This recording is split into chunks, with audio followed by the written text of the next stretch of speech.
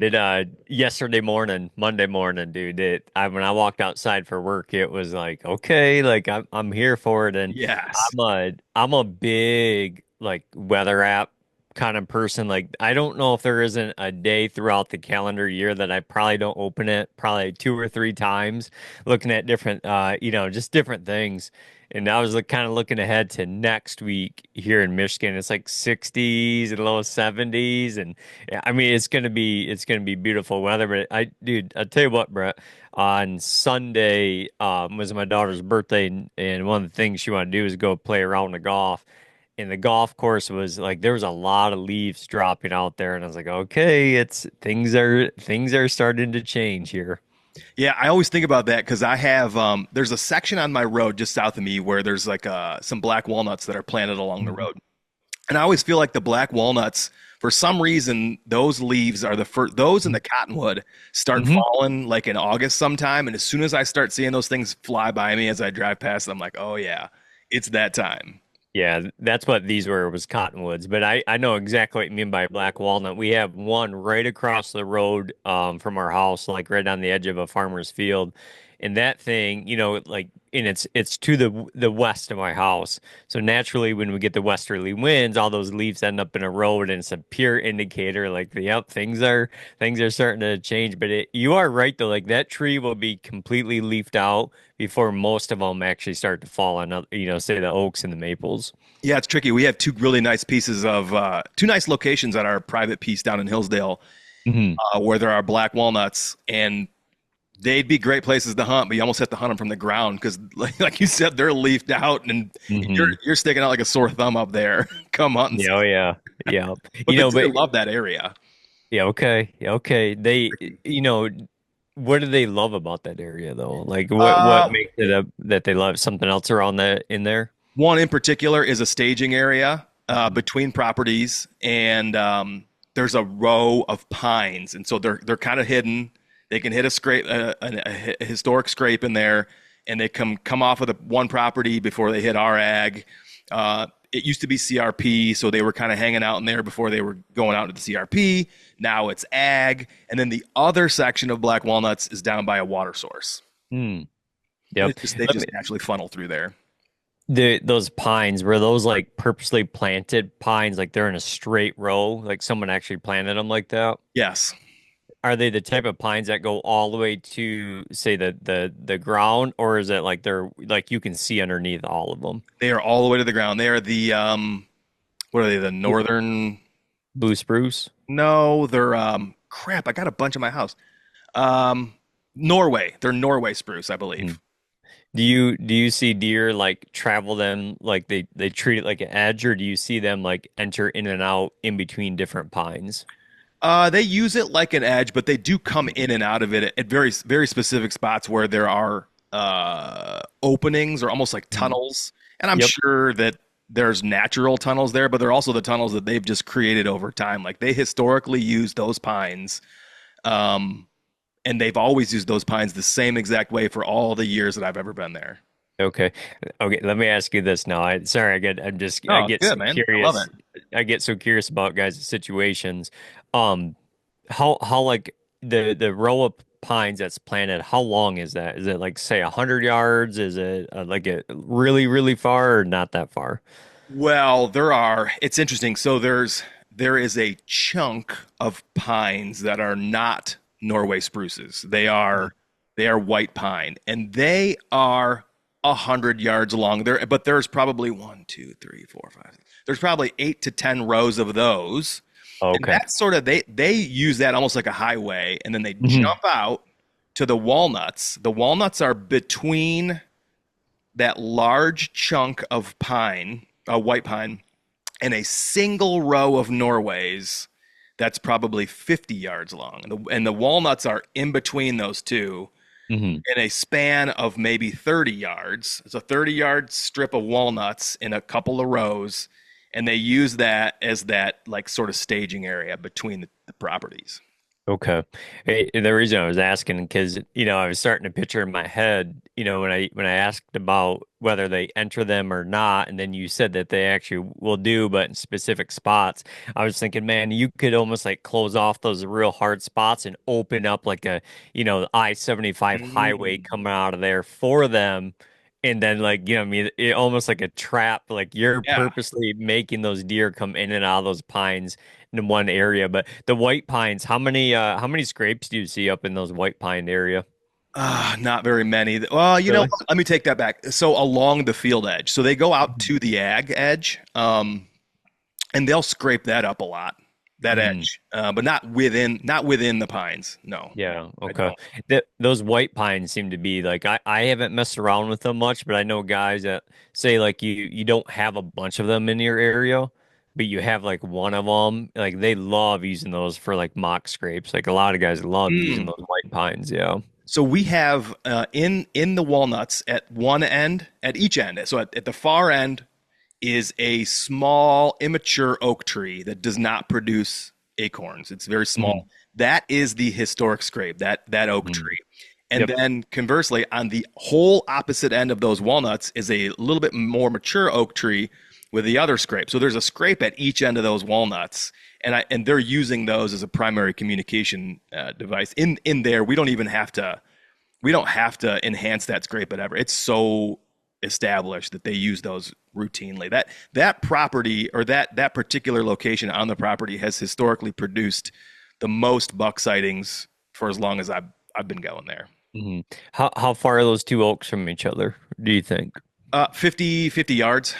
Okay. Yeah. Have you ever documented or like visually seen it with your own eyes or through trail cameras? Like, have you ever like recorded, let's say, like a buck goes and hits we'll call it the north, the younger oak, goes and hits that, then walks directly and checks the other scrape, or I have haven't no seen that? idea. That's a really good question. There are Hmm. years where they will use one over the other. Hmm. But also the properties change. So like the old man that not with us anymore, he used to mow in there and clean it up and sort of manicure everything. And we Hmm. we don't, and nobody does. And so it's grown up. So it's changing. But they use those at different times. And I think what I've noticed more than anything is that the mature deer don't necessarily even hit it. They're Hmm. using the wind and skirting it and still picking up who's been in there more than Yeah. anything. I wonder, just thinking out loud here, like I wonder how powerful it would be to say like say if you really closed off a lot of those pines where they couldn't come out and then you opened up that I-75 doorway, that on-ramp for them to come Hmm. out of those pines, but then if there was only one scrape, whether it was the immature oak or the mature oak, and it's not like you want to eliminate an oak tree, but say the more mature oak, and say the branches were just got too high where they couldn't use it as a scrape anymore, like how much more powerful one would be if the other one wasn't there. Oh yeah, that's interesting. Yeah, we have a hard time hunting that outside of the rut. Um, Hmm. it's almost we just almost use it for an inventory location. Yep. Yeah, and it's fun. It's fun that we still have this property that we're learning, and it changes with weather and ag rotation, and that ag's going to go away in a couple of years because the farmer's contract's going to expire, and I'm going to try and talk the landowner into getting back into the CRP program and Hmm. all. Yeah, so it's ever evolving, and just it's so fun to learn it No, yeah. every single year.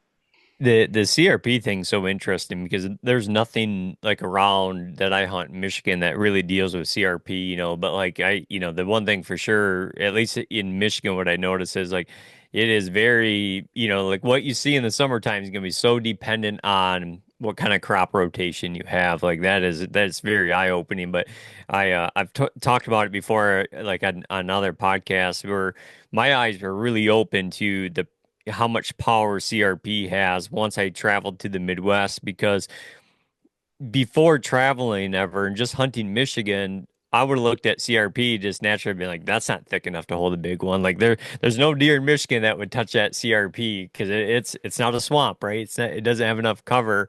But it only took about 24 to 48 hours of being in Iowa ever and realizing that holy shit, like they love that CRP stuff. It's amazing because my mentality was always they're not gonna eat this. It Mm. was strictly food. I never, Hmm. ever, ever thought about betting. I Hmm. only thought about betting in the sense of in the woods, what was falling down that something could tuck into.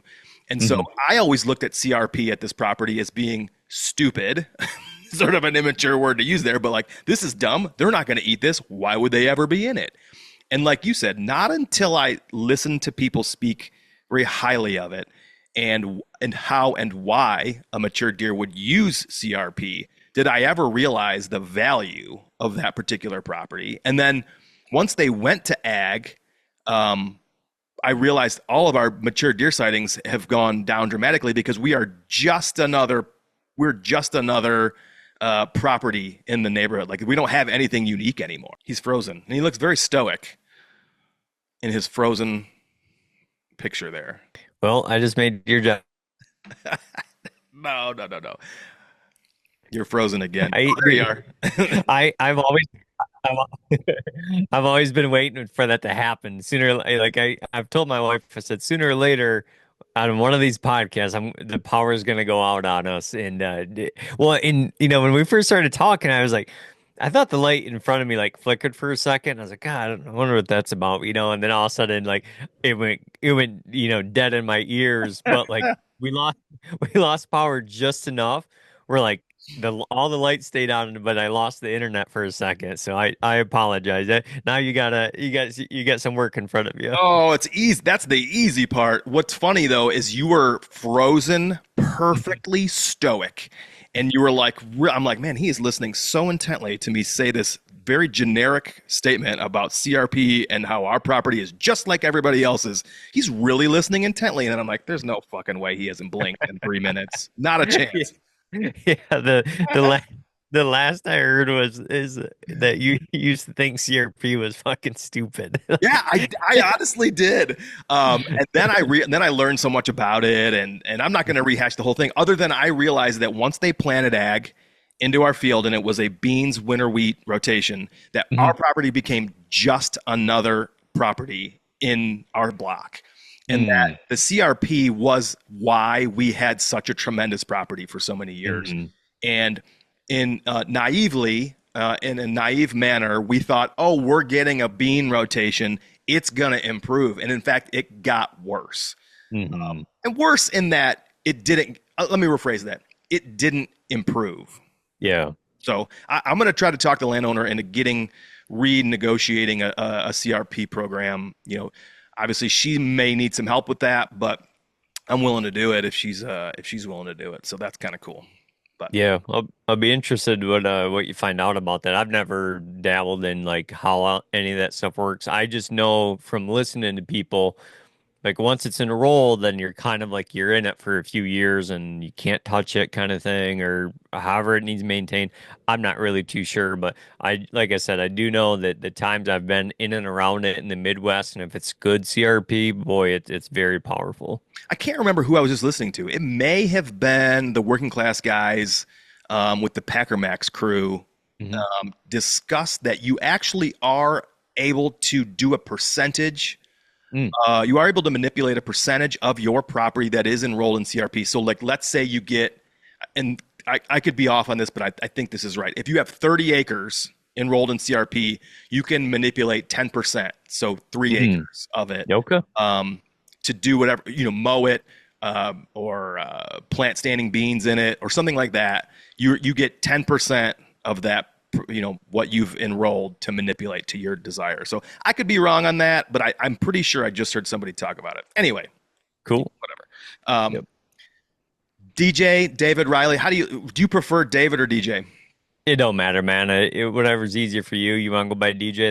That's cool with me, man. Well, I call you Uncle DJ, Mhm. but your name is David, and I don't want to slight you on your birth name there. No, okay, all right. You want a little backstory here with Hell it? yes, I do. Okay. So naturally, everybody calls me DJ. That's kind of that's really but 99% of the people in my life, that's what they call me. But the whole David thing kind of came about, not like how I was named or anything, but how kind of like say on the hunting side of things, how people started knowing me of David was, the back a couple years ago, when I had killed a really exceptional deer from Michigan. And our mutual buddy Aaron Blasey over at the Fall Podcast, he was like, "Man, I'd love to have you on the show." And I was really like, I was really wish-washy about it. I just didn't know because like I've been extremely secretive when it come to hunting for, at that point, 10 to 12 years basically. I was kind of telling no one what I was had going on. I wasn't really sharing too many pictures of deer that I was killing and definitely not ones that I was chasing. And I was kind of talking to my wife about it, and she kind of brought up the thought and the concept. She said, what if you go tell your story and one person learns from it and they have, the most amazing fall next year. And I was like, man, that kind of weighed heavy on me a little bit. And so I told Aaron, I said, man, I'll do the podcast. And I was always kind of a podcast junkie, ever since probably like Wired to Hunt came out years and years and years ago. And so for some reason in my mind, I was like, okay, I'll go do the podcast. But I told him, I said, well, I don't want to use my regular name. I just want to use David, which is my real name. And it's not like it's someone couldn't figure out who it is, right? But Yep. for a long time, probably like a first full year, maybe even longer than that when it come to podcasts. Like I only went by that because I knew if he, like when he posted the story in the podcast that there's gonna be clip art and it's gonna have my name on it, or it's like maybe I'll just put a different name on it because you know like I said, 99% of the people in my life or anyone that kind of knows me kind of usually calls me that. So it's that's kind of how that came about. It's kind of stupid looking back at it, but in my mind I was like maybe just maybe for, another calendar year I can keep people away for a little bit longer. I, I gotta tell you, I know what you're talking about, and I Hmm. I really like the sentiment there where your wife had that sort of insight for you, Hmm. as much as I know you, and also as much as I don't know you, um, I feel like I understand how that resonated with you, and how it Hmm. really struck a chord, and why you went out and reached out and have been so welcoming to a lot of people. But I also realize that that is exactly the industry, which is like, what's his name? How do I figure out where this dude is hunting? Like, how can I do what he's doing? How can I take the easy way out? Like, that Hmm. is 100% a lot of what's going on today. And it makes a lot of sense why you would have done that. Yeah. And what's wild, Brett, is, I had been burned in the past well before I ever got onto a podcast. Like and that's the nature of the beast when it comes to killing big deer on properties that other guys get to hunt. And that's what I have here.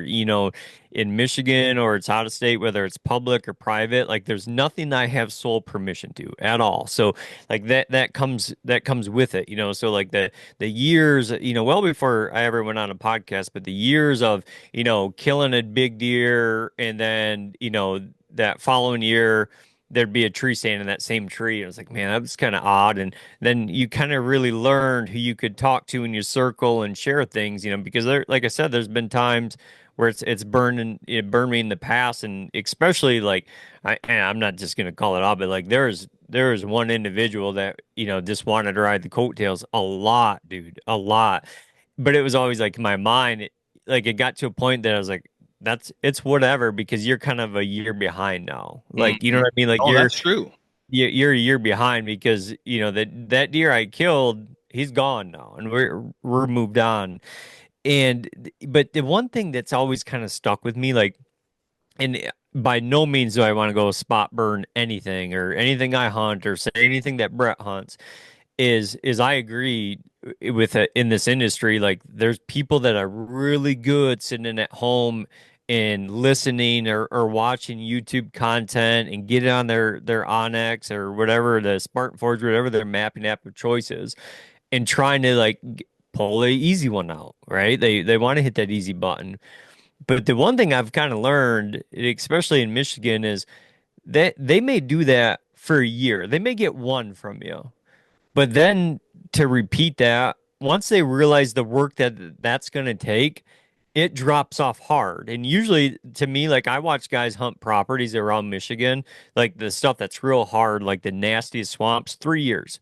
And if they don't see success, they'll move on. Where it's like, dude, do you not know what's around here? Like I'm sure you have a clue what's around here, but like if they don't have that instant success, they'll move on, or maybe they do steal that one deer from you because they figured out what public land Brett's hunting and rode the coattails for a year and got one out of there. But by year two, when they don't see success, but Brett's still busting his ass and he's still killing one, and they're not. They seem to drop off. But that's not everybody though. Yeah, yeah, for sure. Hey, I would be remiss if I did not point this out. Um, I have watched you online for a long time. Hmm. I feel like you've got something different going on right now, and I want to point it out. Okay. Are you growing a fucking mustache? Yeah. Hey, do you want to hear about that now? Yes, I do. Okay. All right. All right. So my brother-in-law and my sister-in-law and my little nephew, they live out, well, they live in Pennsylvania right now, but they lived out in Colorado forever, and they just relocated to Pennsylvania for a little bit. And they came home to visit, and it's so my brother-in-law is like in a very professional role in the company he works in, and he's got like he dresses real nice clothes, very businesslike, and he's got a good flow going on with his hair. But when they were just home like a week ago, yeah, so like 10 days, because we're about 10 days on the mustache right now. And he was kind of bitching about it. He's like, man, he's like, my hair's getting long, but it's kind of thin. And he's like, I got some colics. And he's like, I'm stuck. Like, I feel like I've had that same kind of, hairstyle forever. And, we're sitting around and I said, dude, I said, let's perm. Let's put a perm in it. And he looks over at me and he's like, really? And I was like, yeah. And he's like, then he goes, I'll tell you what, I'll get a perm today. I'll get a perm today. But he goes, you have to participate in No Shave November. I was like, oh, the easy, dude. Like, I don't care one bit. And so and I stuck my hand out to shake him, and he's like, wait a second, let me think about this. And I was like, okay. And then like a few hours went by. I actually think we went to like, no, I can tell you where it happened. We were out at Dave and Buster's, and it was like a rainy day or whatever, and we were sitting and getting some like appetizers and having some beers afterwards, and he goes, okay, I got a different opportunity for you. It's okay. He said, we will go get the stuff for a perm afterwards, because my wife has like a hair salon on the side and whatnot, right?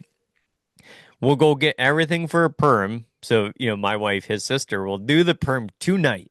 But he goes, you have to grow a mustache out the rest of till the new year, And I said, well, hold on. I have one person to ask. I said, I got to ask my oldest daughter, because she's going to be a senior this year. And, we got all the homecoming events coming up, and, all, the Oh. senior stuff. And I said, hey, I said, are you okay? Like, I'll make this bet with him right now, or not a bet, but kind of a deal. As long as you're okay, that I'm probably gonna have a mustache and all these pictures at least the first half of your senior year. And she's like, I don't care, Dad. I was all right. So we shook on it, and we we stayed up till like midnight that night. I don't think we started giving him the perm till about 10 p.m. Then by midnight it was all washed out, and he looked like a brand new human being. So that's where I'm 10 days in on this mustache right now, so that's where we're at. Oh, that is amazing. I love the fact that he realized how easily you took that agreement. He's like, wait a minute, wait a Oh minute, yeah. wait a minute. That clearly it was too simple then, not strict enough. And then he had to renegotiate with you. Well, Have you the only thing that we really not disagreed with, but when we went to the salon store to get everything, I was really pushing for like the tightest curl possible, like the smallest perm rods, and my wife's like, dude, we can't do that to him. Like, if we do that, like his whole, like, he's got long hair, dude, it's just gonna look like a head full of pubes afterwards.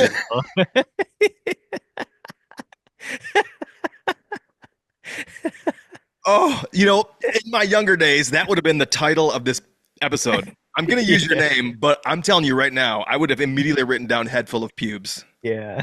Well, that was kind of because I had no idea what it looked like. Like I've my wife and I we've been together for a long time, and I remember when she was going through beauty school, out of high school, and one of the big things was that they had a lot of like elderly ladies come in and get perms, and it's a smell I'll never forget is when someone gets a perm, and so it just when she was getting the rods for it, I'm like looking at it, I'm like, oh, those look pretty big. I don't remember them being that big. And she's like, oh, we can't use those real small ones like that. So Oh my gosh. that's what we got going on. And It and just here's the thing though, I warned the wife. I said, I said, boy, if I go out and have a hell of a fall this year or something, I said, boy, I'm pretty superstitious guy, and it would be hard to pull me away from that from now on. have your children ever seen you with a big luscious mustache?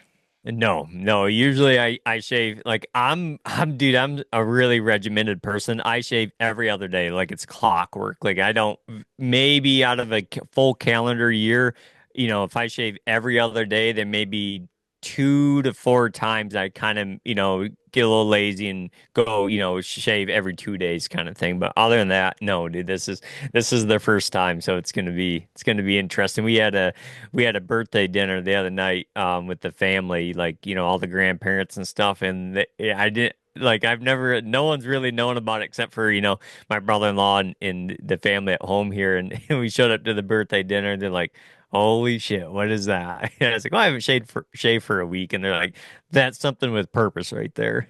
Yeah, I love that. And I realize you with your platform today and working with Latitude and Mhm. all these other things, like you could realistically like get people to pledge money for as long as you grow that, like, and at the end of the year, maybe like make a donation to, I don't know, like some sort of a charity or something in local Sure. charity or something you could do, for when Yeah. you finally shave that big, beautiful caterpillar off. Yeah. Well, if it does what I hope it does, then hopefully that money just be put towards some deer mounts later on this fall. Oh man, I appreciate you taking time out of your day. I know I love that you're flexible. I love recording in the middle of the day, and not many Mhm. people get to do that. So this is Yeah. awesome. Yeah, Um, dude, it is nice. I'm right there with you, man. When I have guests on the podcast or if I record it with anyone else, like I always kind of throw it out there, like, man, I can be extremely flexible where like you knock it out middle of the day and you still know that you got no issues with dinner later on, no yeah, issues with family obligations, where you kind of it's done and taken care of, feel kind of accomplished with it. Like it's a good yeah, feeling. yeah. Like tonight, I have my son's hockey practice. I don't have to worry about doing it all. Like Mhm. otherwise, we would be at starting at 9, which is also fine. But Mhm. then tomorrow's kind of a groggy mess. But that's okay. So David Riley, the man, the myth, the legend, the mustachioed legend. Um, do you consider yourself a household name at this point? No, dude, absolutely not. Like I don't think. Like Brett, I don't think of myself any different than anybody else. Yeah, I honestly don't. I may have a little more OCD than some people do. My wife will tell you that. Outside of that, I don't see. No, absolutely. I don't think it's a household name. Like it, I don't think that at all. Now, I will say this: the like my wife always gets a big kick out of this. Like she always laughs. She thinks it's so funny. I will like I don't like I'm not a household name and nor do I want to be, but the interactions I have with people like out in public is it's like skyrocketed a lot. Like it's different, right? Like this summer, like going into summer, because there's been a few occasions going into summer, my wife's like, I'm going to keep track. I'm going to keep track of how many times somebody comes up to you, ask, are you so and so, blah blah blah. And we're at 9 this summer, but they're odd ones. Like there's been times where we're out on the lake and we're at the dock and I'm holding the pontoon, waiting for the trailer. No hat, no shirt, no nothing. Just pair of sunglasses and swim trunks on, where somebody's like, "Is is that you, DJ?" And I'll look, and it's very different for sure. I'll say that, and hell, even that a couple weeks ago or a month ago, we went and did a golf outing, kind of went on a double date with some friends and went to the rail yard afterwards and had a guy come up to me there, and wanted to talk. So that's a little different, but do I feel like a household name? No. And I don't think I want to be though either. I appreciate your modesty so much, but Hmm. I will tell you, and maybe household name, maybe you're right, maybe not yet. I think you will be at some point if you're not already, and I think it's because the reason I think that will happen is because of your genuine, kind-hearted nature. Mm. Will hand deliver you like a stork delivering a sweet, sweet baby to a brand new couple. I think it will deliver you to that status, and I hope it doesn't ever have negative connotations to you. But I think Hmm. your good-hearted nature and your kindness, I think, is what will get you to that point if you're not already. I I say appreciate that it. because I don't think most people will be like, "Yes, I am." I knew you Hmm. would kind of have that answer, but I've asked this next question before, but I'm going to ask it to you because I genuinely want to hear what you have to say. Um, Hmm. if I were to sit down with the person or people that love you the absolute most, if you think in your mind, like, who do I know that loves me more than anybody? Who would they say that David Riley is?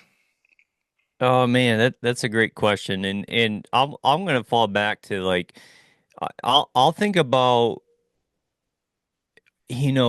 say when Father's Day rolls around each year, and my girls are old enough now where they do have social media and cell phones and all that, and I'll talk about what they put say in their Father's Day post and whatnot, and I the first and foremost, I think that someone would explain me as a very passionate person, and I want to hit on that a little bit is I've always explained this to my girls and anyone I talk to. Like, I honestly, like, we're on a hunting podcast right now.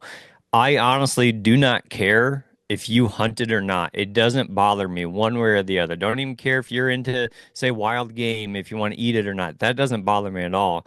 What bothers me in the world though is seeing people without some kind of passion, right? And the thing I try to preach a lot is I hope that like everyone is as passionate about something as I am passionate as to bow hunting whitetails. Like I love that, right? Because I feel like if you don't have some kind of passion in life, no matter what it is, and like I just feel like you're missing out. But also when that passion comes around, like it's if you're really passionate about something, like I believe that you want to be the best at it, right? And so that naturally comes with that. So a lot of people see like my daughters both are in competitive dance. They're very passionate about it, but they don't love just say the trophies or going to the competitions. From what I've watched from afar is that they love the whole process of it. And I think that, like I don't want to say I've given that all of that to them because they still have to be able to take that and run with it. But when I watch them right now, like from, well, it doesn't feel like the season never ends. You kind of know that with hockey. Like someone say, well, when's hockey start? Well, it's like, oh, it never ends. But say if I watch them from day one to day 365, they there's going to be good days and there's going to be bad days, but they take all of them and put them together to love the entire process of it. And someday, like maybe when I'm gone, I hope that they look back at that and be like, dude, my dad like bled that into me, like how I feel like that. And I'll, other than that, say like, being very passionate, just a very passionate human being. Like I strive to like if I do something, I want to do it well. And like first and foremost, like at the very top of like my list is like I want to be a damn good dad and a damn good husband. Like I just what if I do something, I want to do it really well. And so like I pour a lot of like whatever I'm doing, I pour a lot of myself into it. But that's probably if you overlooked where passion is and pouring yourself into something, they probably overlap somewhere in the middle there. And that's probably just how my personality is. And then the other one is I'm going to drop the F bomb just so you know if you need to if you need There's to no editing in this podcast. okay. And the other one is the one thing that I know like my daughters have. how you say, like they've taken it in and kind of run with it. Is I seen a quote one time that it said hard work beats talent when talent doesn't work.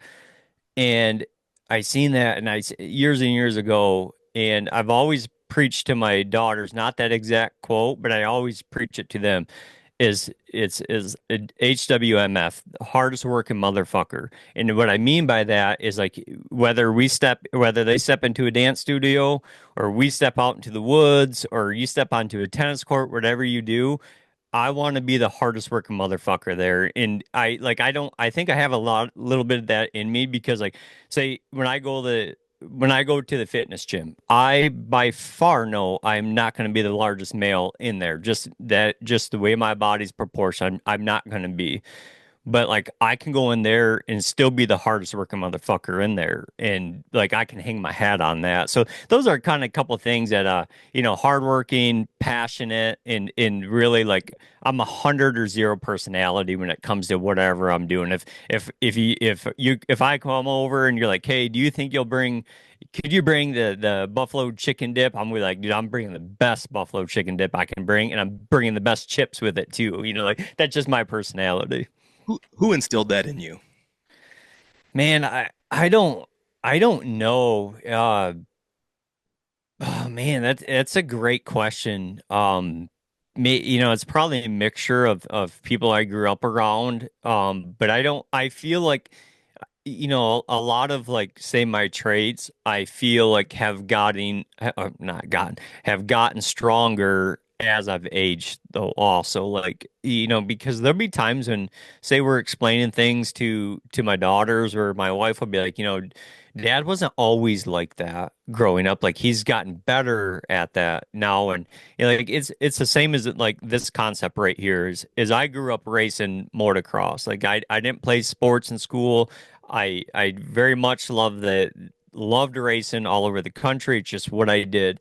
And I look back now and it's like, dude, I could have been better. Like if I would have put more practice in other than just showing up to the games, I could have been better. Where like for example, let's just say your son, he plays hockey.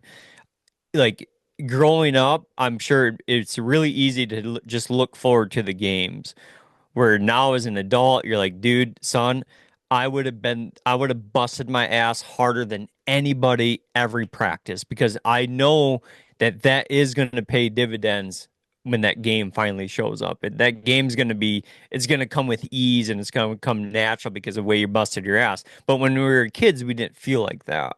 And somewhere along the lines, that's really changed for me. And if I really had to pinpoint a time of my life that I felt like a lot of that changed, and it wasn't all that long ago. It was probably back in 2019. My oldest daughter and I were in a really bad vehicle accident, and I just had like a drive afterwards that I'd never experienced before, and that started with like the recovery after that accident. And I can remember the exact time was the first time I ever got cleared to go to physical therapy after the accident, and it was months and months afterwards. I had never forget the lady says, "Well, that your insurance will pay for it 2 times a week, and if you make sure you come to every appointment 2 times a week, we'll be done in 6 months." And I was like, no way. I was like, no chance. And is it going to take me 6 months? And I can remember asking her this. I said, can I take these exact exercises you want me to do? Can I go do that at my gym I go to before the accident? I was always going to the gym. Can I go for the 2 days? I'll make sure I won't go to the gym for those 2 days because I have physical therapy, but there's 5 other days in the week. Can I take those exercises and go do those? And she said, she goes, you can, but you got to promise me something. You can't do anything more than that because we're on a routine here. And it was like, I was so motivated to get back to like normal life. I look back at that often and be like, dude, that changed a lot of how I just function in everyday life and look at and move forward with things still today. And it's interesting you say that. That is the last thing I have on my list today that I was going to ask you if it was even something you wanted to talk about. Mm-hmm. Um, I didn't realize, like I've heard you touch on it, and I knew that something had happened, and I I didn't know how sensitive of a topic it was, Mhm. but you and I share a similar thing. Obviously, mine was not nearly as serious as Mhm. yours, but there's something to be said about enduring something traumatic or a hardship and how you come out of the other side of it. And I think there's a tremendous section of our society that when they go through something traumatic or a hardship, they come out of the other side as a more of a victim mentality Mhm. instead of the opposite. I think you can become motivated to become better. You can look at the way that you approach your whole entire life and how you do things, and how you can be a better human long term when you Mhm. come out of the other side of those traumatic experiences. And so it sounds to me like you did so. I guess I didn't realize it was that recently. Yeah, June 13th of 2019. Yep. Wow. Um, and you did say it is something you reflect on often. Mhm. Do you reflect on it often um, in a positive, like to look for the positive of things, or just in being thankful that you are here today to even have this life? Yeah, I would say it's a probably a good mixture of both, because it's the one thing that taught me that day is like life's fast, dude, and there's like and we can get into the accent too. It doesn't bother me. There'll only be one part of the story that I may get choked up about. It just depends, but um it it moves fast, but there's still a lot of uncontrollables. Like if we get into the story, like you'll realize like there's part of this accident that there's nothing I could have done different. And that really bothered me afterwards was, if I was texting and driving and this would have happened, I could have said, you know what, I'm done texting and driving. I'm not going to do that.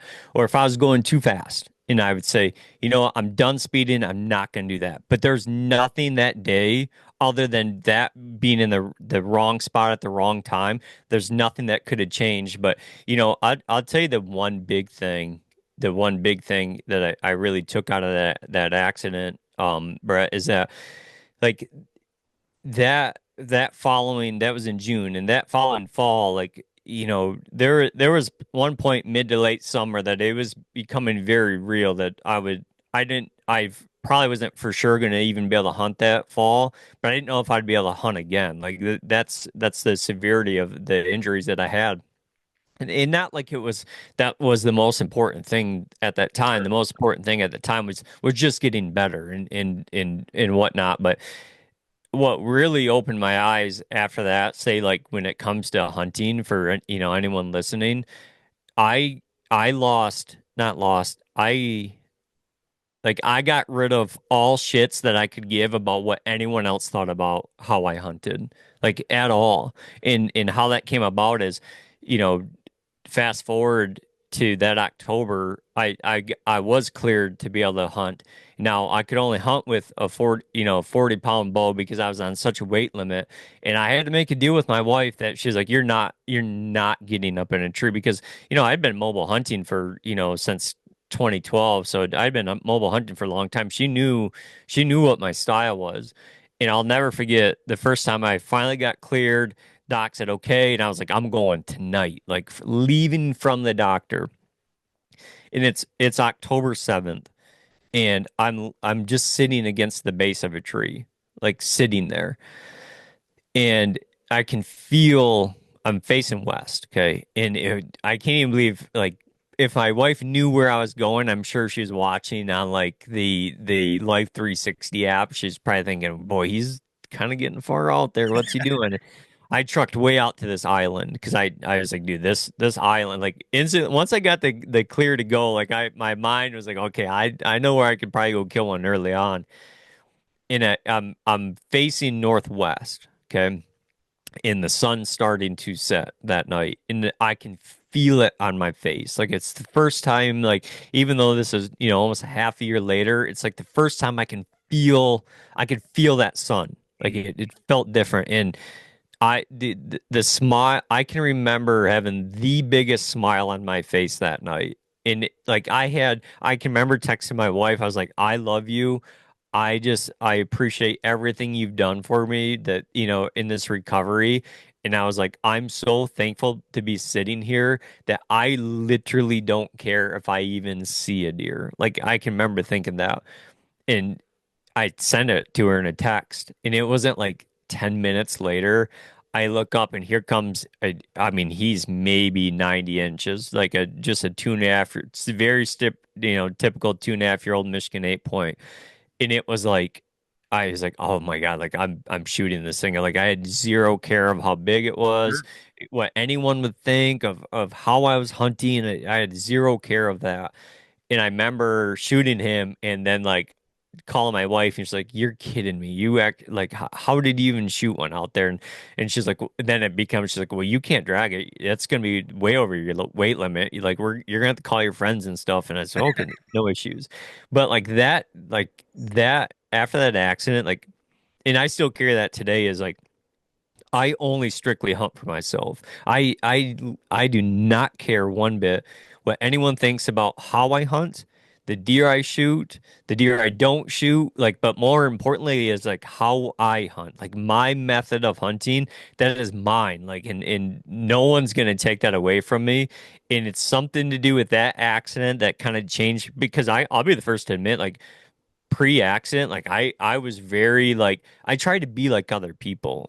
And like afterwards, like I wasn't gonna be like anyone else because I had my own circumstances afterwards, but that was one real big eye-opening thing, kind of post-accident. I got real long-winded with it. I probably didn't even answer I your love it. question. You 100% did. It was perfect. I wasn't sure we would Mhm. go there, and I appreciate you being willing to share even that part of it. Mhm. You mentioned you say this a lot, and I love it. It's finding your own method, and of Mhm. course, you are the host of the Method Podcast, the Latitudes the Method Podcast. Um, how did that? Did they inquire with you? Like, did you come up with the name yourself, or how did that all work together? Yeah, so when they first approached me about doing a podcast, I was pretty like I honestly never had a real desire to do like my own podcast for some reason. I just didn't, even though like I was an avid podcast junkie, and I even co-hosted with Aaron a lot, and I had people ask me like, "So you can start your own and whatnot?" I said, I really don't have no desire, and when Latitude kind of approached me about it, like I loved those guys for who they were outside of hunting first because I had spent some time around them and like I felt like just they were salt of the earth guys and I thought they did things for the right reasons when it come to hunting. And when they approached me with it, I was like, yeah, dude, like I would like to be part of something bigger, like as in a group, for not just me, like to be involved, something with you guys and help you guys out with like a podcast. And so then the next thing is, it was, well, try to think of some names. And I think I came up with like 56 names and they were all over the place. Yeah. And some real good names that I loved. And then when I searched them, I was like, oh, sweet. There's 63 other podcasts already named that, or just, like, oh man, there's too many P's because the word podcast already starts with a P, and just things that didn't really ring a bell. And that someone one of the guys said something to me is what is our say bar stool, like what a great name, like where conversations are had, and then like, oh man, let's call it the nightcap, and then you realize, oh, everyone's got the nightcap. And I just was going through names, and I just always it was something I thought about, like I was really heavy on the process part of it because I just like we talked about, no matter what your passion is, like the process from the start to beginning, like I love that more than the end results. And I was like, man, the process podcast, I don't know, that just doesn't sound right. And somewhere about a third of the way down on my sheet, I had wrote the method. And so we're on this big Zoom call, and I said, well, I got 63, but I have like eight that I really like. And so I gave them the eight, and as soon as I said the method, they were like, stop, that's it. And I was like, oh, but they're like, well, explain it first. And I said, okay, and I explained it. And then afterwards, I was like, I sat there and thought about it. I was like, well, I didn't put that down just because of like what your guys' original saddle was ever called. And they're like, that's why we wanted to know why you liked the the Method podcast, and then it's just kind of, transpired from there and has really taken off on its own. And I'm glad that like it wasn't like it was probably like six on my list, but the first ones just weren't like they just weren't working real well. And somehow, when we got to like the number six or whatever it was on my list, it happened to just rung well. And when they asked why I wanted to be called that, it was almost like a sales pitch as if we were doing an interview kind of thing. That's the universe. Hmm. I don't care what anybody says. That is the universe speaking somehow through everything. Yeah. Everything that you've ever done, everything that you do today, the fact that you have met up with anybody that works at Latitude, the fact that their saddle was called the Method, like that is that is full circle, dude. That's Hmm. such a cool thing that it even exists. And then the story to go along with it. It's pretty sweet. But do they have any input in what you do, or are you like full steam ahead? I'm the captain now. Like, is it all No, me? yeah. Yeah, they're real hands off with me with it. They just kind of they let me just do what I want to do. They know that they're gonna get a podcast released when it's supposed to be released, and that was a little bit in the beginning. We talked about is a lot of podcasts are they're weekly podcasts, right? And they're a lot, and just with a busy family and whatnot, and just I like to do things like a little bit different than what like if I see everyone using this kind of truck. And I'm like, that's probably the best truck there is because everyone's using it. But I kind of want to get this color instead because not everyone's using that kind of thing. Like I have a tendency to do that. And I said, well, everyone does a weekly podcast. And I said, when I think about my hunting, my hunting is geared towards, quality over quantity. And I kind of, give them that sales pitch about, with the podcast, what about every other week? And I get it. Like you're not going to have those giant download numbers because you're not doing it every week or dropping two a week just to get some out. Like I never wanted to push a podcast out just to have one. Like let's make sure they're good, they're really good conversation. So that's the only thing that really like we kind of talked about is how often and they literally like they were hands off enough where they're like we don't care how many you put out, we just want you to do it, and the one thing that was real, like real awesome to hear from them is that during that process, they basically were like, if it's not you, then we probably aren't going to do one at all. And I was like, man, that's heavy. Like Yeah, I no don't pressure, guys. Thanks. right. Like I don't think it's like I'm somebody that important, but I remember Alex told me he's like, you're just real, you're relatable, and the one thing about the internet is they'll see right through the bullshit. So somebody that comes off like they're one person and it doesn't take too long for the internet to start filtering through that. They're like, well, I don't think it is like that. I don't think you are like how you talk or how you are in person. hmm Two things that I took out of that. One, you said something earlier that you're on a hunting podcast, and I, I would like to say, and I think I've said this before. I think this is a people podcast, Hmm. but the people hunt a lot. So, Yeah, I like that. I like that. and because similarly, I feel like I wanted to get to know people because Hmm. that's what is so charming to me about people's YouTube channels and their like your podcast and Aaron's podcast and all these people that I get to meet today. The most enchanting thing, and as silly as that word may be, it's the people behind the story or Hmm.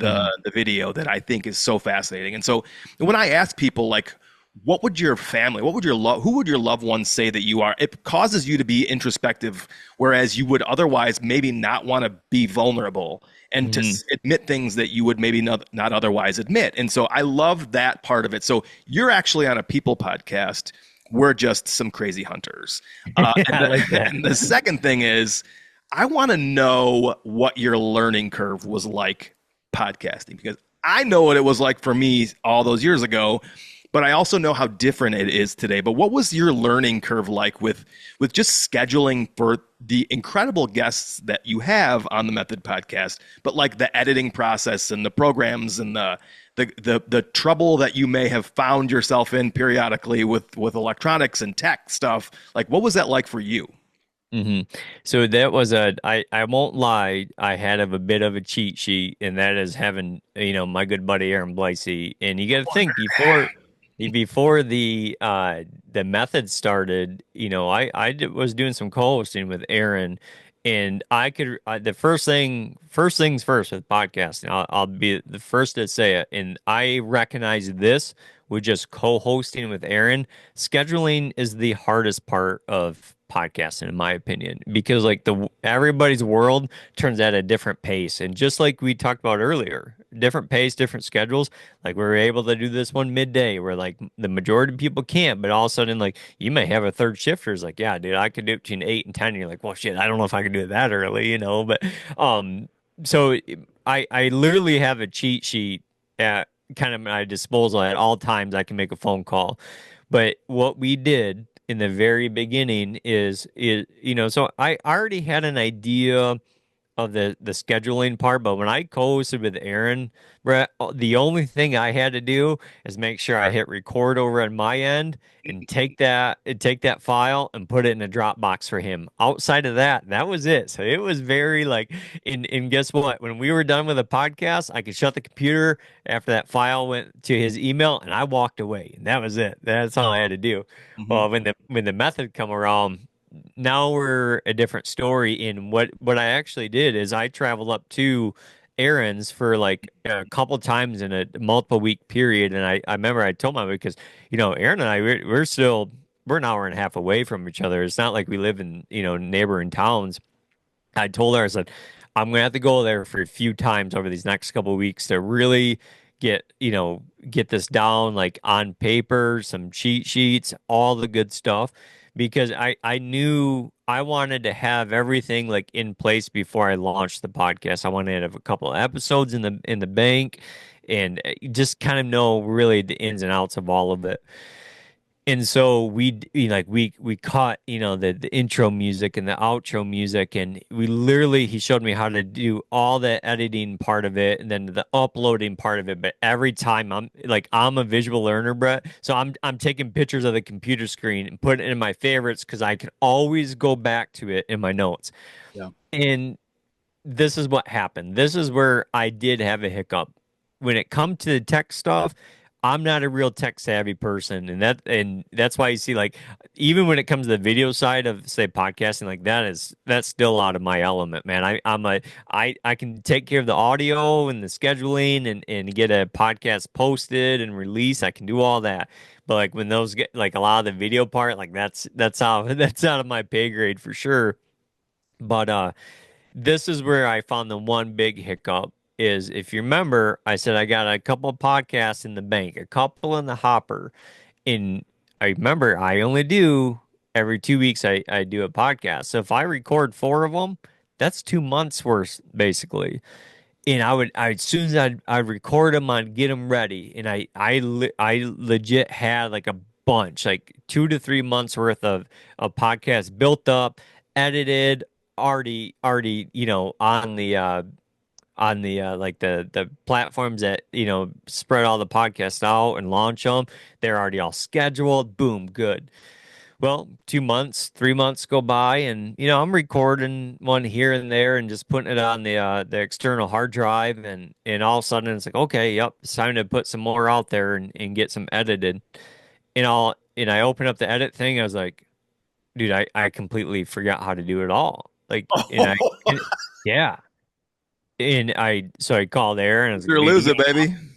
yeah, and I called Aaron. I was like, you gotta walk me back through some of the cheat code buttons, and like I have my sheets, but I'm like, why would I do this again? And then I realized I can't do a bunch in the hopper like that. I'm a regimented person. I need to be editing one every 2 weeks, as much as like my podcast is dropping, that keeps my memory fresh of what I need, what buttons need to be pushed, what websites need to be opened, what audio files need to go where. And so now instead of having like a giant, like, bunch in the hopper, like I also have a bunch of podcasts recorded, but I won't touch them until it's time for them to almost go live, bring them up on to the computer and get them all edited and posted up and whatnot. But that was my one hard lesson is don't get too far ahead of yourself because I will forget everything how to do it. I would have never guessed that that was the problem. I would have thought there was some other things like the uploading and so on and so forth. And even when you were saying it, I didn't see it going there. I Hmm. thought for sure you were gonna say like you accidentally had them coming out in consecutive days, so you accidentally released them and then had to remove them real quick. Hmm. I didn't think you were gonna forget how to edit everything. That's really interesting. It's something that I don't Yeah. think a lot of people think about either. Is Yeah. if you don't know how to do this, you have to learn it and then you have to do it because it doesn't make a lot of sense sometimes Hmm. as to why Yeah. something went a certain way, or you have a weird noise now and like where'd that noise come from, how do I Mhm. get rid of that weird noise? Yeah, it's that's funny. Yeah. And for everyone listening, this is the best example. As we record this right now, okay?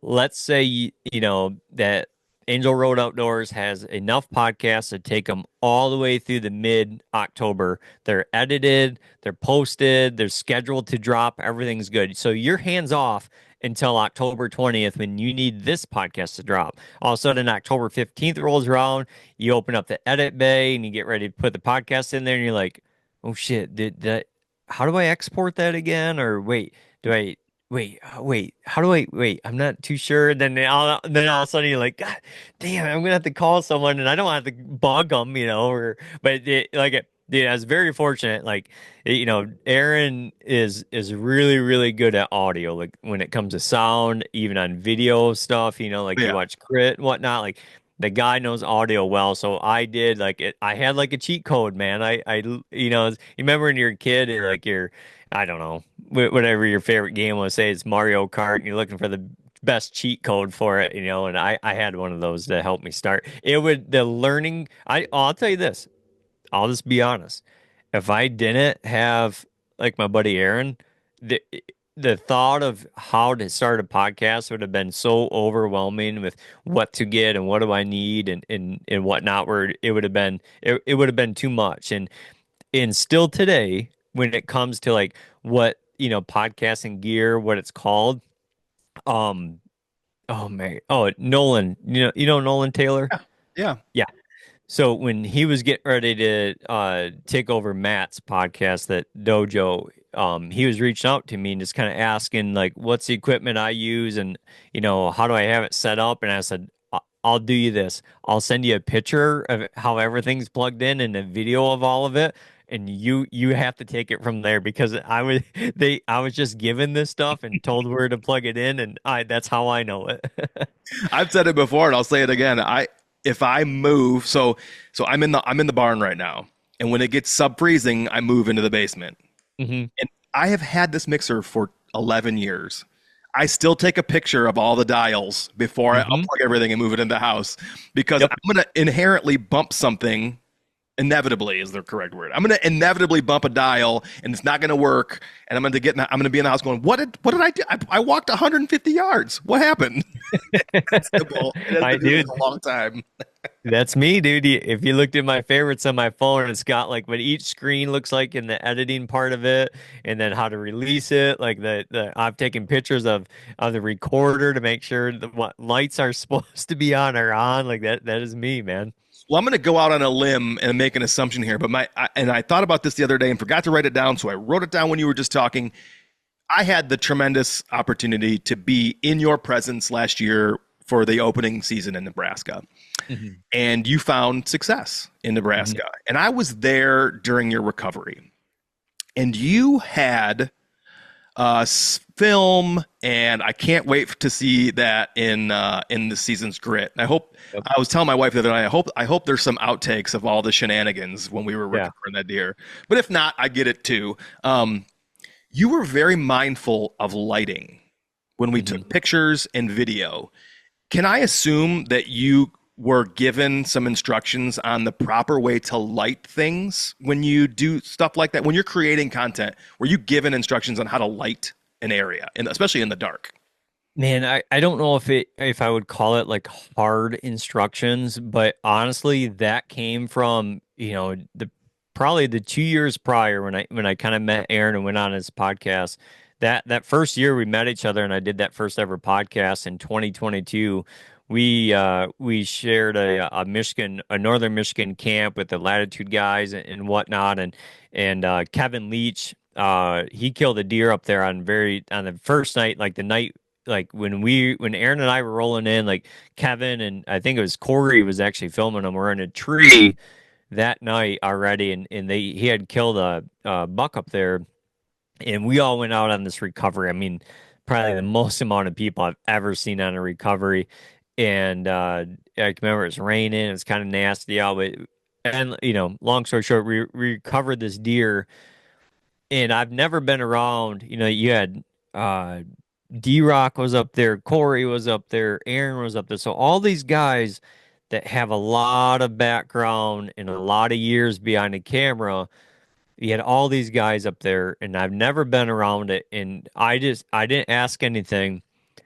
I just sat back and observed when it come time that they were doing interviews and the pictures and hey, hold this light. Can you hold this light? Hey, put the light here. And I just sat back and watched. And I was like, holy cow! Like I've never really seen how much went into that, and just the changing of the lights and the changing of the angles. It can change here and there, and then like that was really eye-opening. And I told Aaron on the way back, I said, I've never seen anything like that. Like I was, it made me instantly not, I don't regret, but boy, it made me think about all the deer I've killed over the years. I was like, holy shit, dude. Like, I did a really bad job taking some pictures over the years, like a really bad job. I'd love to redo all those, but it is what it is, and those memories will still live on.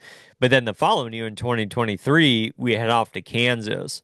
And then I had killed a buck in Kansas, and then I think we ended up killing 5 or 6 other bucks. So I got to kind of watch it all again. And just behind the scenes and not asking, necessarily like, like why hold the light there, but just I just would watch and I could see why they would hold the lights there, and the phones would be here, or the cameras would be here, and Mhm. just different things, and that just this how the animal's head is tipped, it was always a little bit different than I thought, and I always thought that the nose had to be like flush, and then I watch how his pictures are, and I was like, oh, it's he always has his pointed down a little bit, and just really how to proportion the animal, get the legs underneath.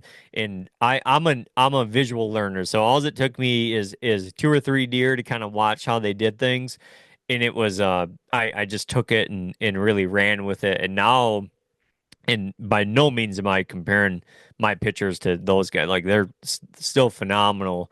But if I look at mine from the over the last couple of years to, say the last 30 years of hunting, boy, the pictures are a lot better. And it's really fun now to, say if I, like this last year, my grandpa killed a couple of bucks here in Michigan, where I can take that animal and do it real good justice with tucking its legs, making sure it looks good for some good pictures. And but the one thing I will say, like, if I remember correctly, like the lights part of it, what type of lights, flashlights and stuff, like there's not a ton of money being spent there.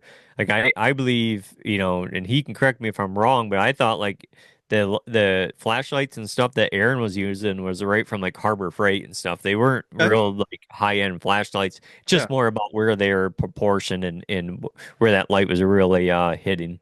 Well, it was inspiring to me because I thought, man, similarly, boo, I don't, I'm always in a damn hurry. And I know I've heard you Mhm. talk about this and other people talk about this too. Like when I'm by myself, how much of a hurry I'm in. And there's a Yeah. lot of times where circumstances are out of my control. Um, but it reminded me and really illustrated that I could do a better job. And so Hmm. I thank you for that because it really illustrated he's taking great care in how thoughtful he is with all of this stuff. Like there's 4 or 5 guys here, 4 guys here. Like we can all do this the right way, Hmm. and it was important for me to see that. And I love that it was really just kind of like being there, surrounding yourself with the best of the best. Honestly, I Mhm. when you watch the stuff that those guys are putting out for the Grit series, it really is phenomenal stuff. Yeah. Even like I made a comment today on the new Ranger 33 pack, Mhm. like that. I don't know. Does Aaron call them assets all the time? Is that what he calls Mhm. them? Like Mhm. that video of Alex packing the Ranger 33 with the background noise got me. I said I wanted a fist fight or bare knuckle box a Sasquatch in a snowstorm. Like, I got me pumped up. Like, it's Mhm. so well done. Mhm. But to surround yourself with what I would call the best of the best is the best way to learn. And I love that. Yeah. Well, in Aaron will love to hear that, like you made that comment about that music right there, right? Like, or whatever the background noise Yeah. is. And I remember, like, because I've asked him about it, because there's songs that like or tones that catch my attention, and I'm like, man, I really like the sound of this in the background, and that whole concept is really like they're trying to put you in a place right at that moment, make you feel a certain way with what you're seeing, but more or less what you're hearing, and like how and I'm not explaining it real well, but when he was explaining it to me, it's like it's the same concept as like a scary movie. If you took out all the noise out of a scary movie, it wouldn't be scary at all. But they're making you feel a certain way with a certain noise, so they do a really good job at that. But yeah, it's I'm glad I got to witness it firsthand a few times because it one, like you brought up, it made me slow down when those moments and opportunities do come together out there. Because say for example that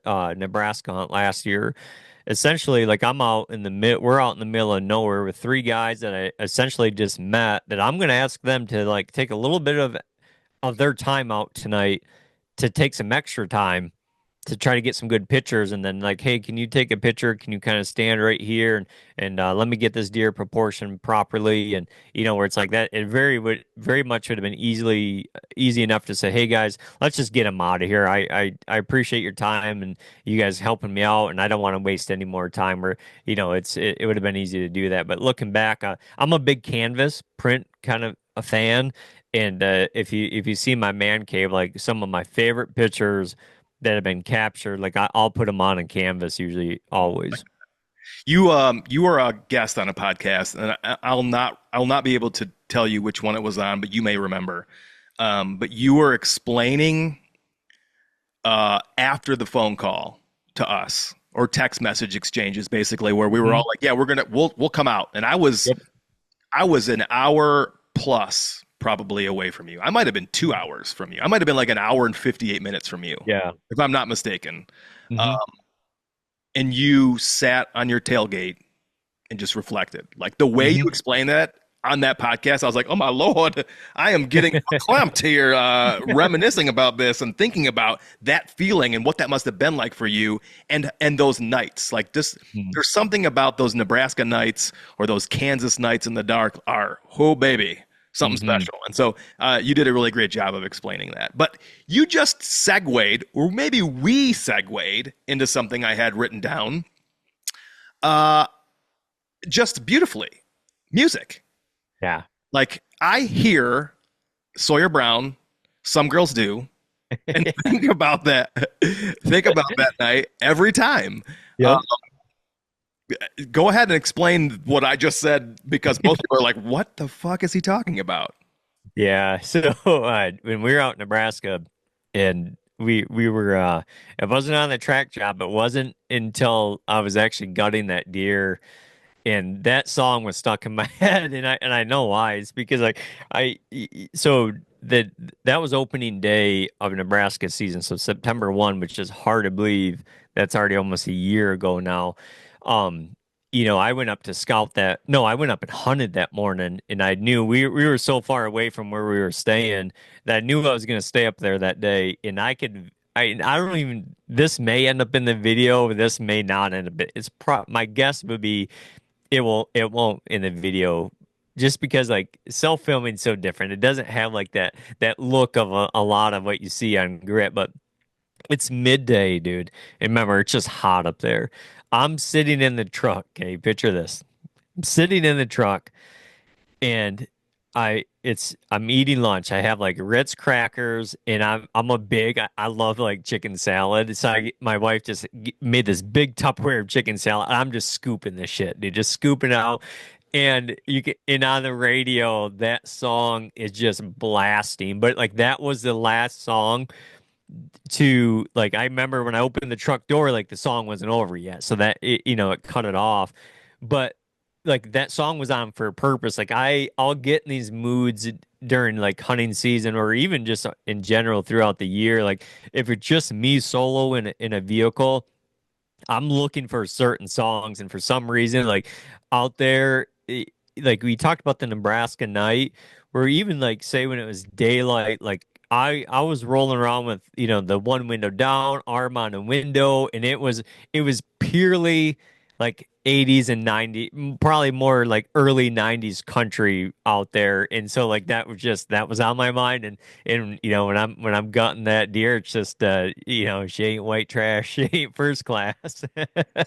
And when you first, I'm not gonna lie, in the pitch black of night, and there's a gentleman straddling a deer, Yep. ready to gut the deer, and he starts singing 90s. You're like, wait a minute, what did you just say? Like, she ain't white trash, or I ain't white trash, whatever. I can't remember the lyrics right now. But when you started singing that, it was the funniest thing ever because it was so random. And Hmm. only you knew why that was in your head. And so Hmm. now is forever in my head. Um, but I think there's something to be said about Nebraska and Kansas because our Airbnb was in Kansas. Like Hmm. you go back in time when you go to those Hmm. places, Yep. not really back in time, but it almost seems that way. A lot of places are cash only. Everyone is, for the most part, really, really friendly. You don't see the big skyscrapers. Like you don't, it's just, you literally, time seems to slow down when you go out there.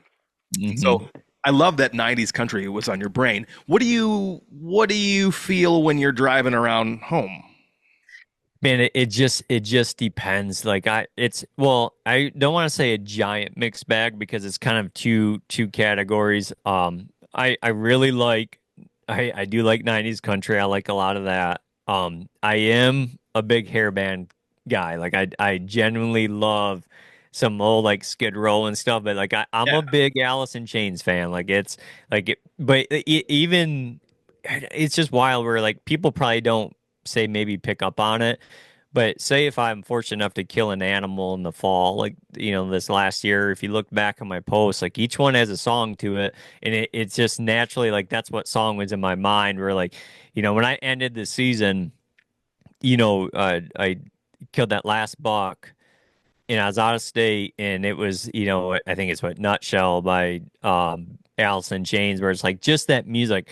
Like afterwards, I had killed that buck, and the following day is I went to do some more scouting, and I just sat down, and for some reason, like I sat down there, and I just turned on the Spotify and hit play, and that's what was playing, But I'm a mix between country and rock. That's kind of my flavor, but I do very much enjoy like older stuff too, like the 90s country. I do 80s rock. I like I said, I'm a big like one thing I wish I would make like everyone's like, oh, make great again. This is like one of the best things I can remember growing up, and I absolutely loved it, and I hate that households don't have them. It's Saturday morning, and all of a sudden, like you hear your dad like click the glass door case on the stereo cabinet, right? And all of a sudden, here's this like 5 disc CD changer, right? And it's got the big equalizer below it, and there's kind of wires ran to each corner of the living room. You got the big big speakers in the in the corner, and like all of a sudden it's Journey as loud as could be, but then like you hear the vacuum fired up. You know what I mean? A Like vacuum. yeah, because I like everyone's gonna clean on Saturday morning, but like dude, the old school, like I can remember being a kid, that thing just blasting, and dad be like, hey, that third one in on the equalizer that needs to come down just a little bit. I'm like, okay, I'll dial her in right here. Or I love like, don't get me wrong, these little stereos now, there's, that you can carry around in your hand and they're so loud. But dude, those old school like big home stereo systems, and they all had the glass door, right? Boy, that That's glass what is. just got me the most was the glass door comment. Did you ever see one without a glass door? No No, chance you see not a one. chance. Yeah. Ours, my parents even had one that you could close the doors in the middle and cover the TV so you didn't see the hmm TV. Like that was the biggest problem in the whole room was the hmm television. And the television, it actually slid out on like a tray because you could bring Oh. it out into the room a little more. No, but They had that that thing that's for a long time.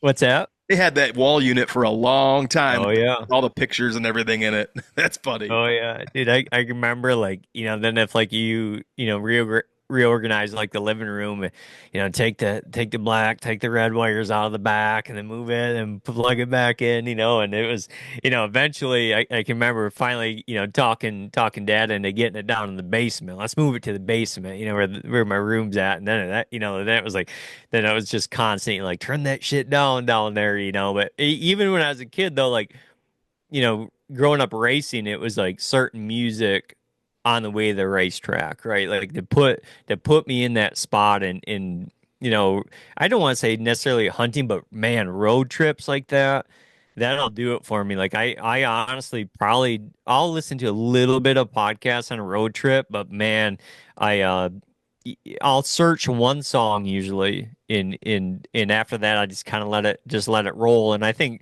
Spotify like picks songs for you after so much of what you listen to, but anything old school hair bands, 90s country, and if it's something newer, like I like let's say like the Whiskey Myers or Yeah. different things like that, some of the new rock stuff, but I'm a big old school fan. Do your daughters share the same love for music like you do? Not my flavor of music, No. but they do. They like well, I can hear usually when they pull in from dance practice but they ain't listening to what I'm listening to. I guarantee you that, But they Nothing. They don't have any. There's not a single song that like you are like, okay, this is my jam, and they sort of they when they hear it, they think about dad. and I don't if anything, if there's any type of crossover, it may be like something in like the kind of uh like the Zach Bryan era Okay. or like what's